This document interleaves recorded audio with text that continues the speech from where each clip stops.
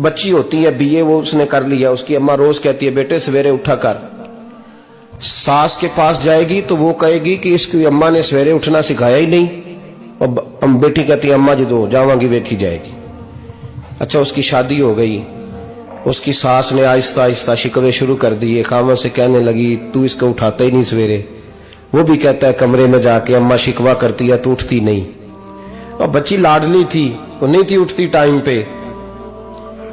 जिंदगी के 22 साल 23 साल वो सवेरे नहीं उठी, वक्त पे नहीं उठी, मिसाल दे रहा हूं।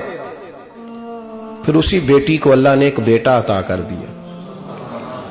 सुबह 100 आवाज उसकी अम्मा देती थी पर उसकी आंख नहीं खुलती थी, लेकिन उसी बेटी का बेटा सहरी के वक्त हल्का सा रोता है।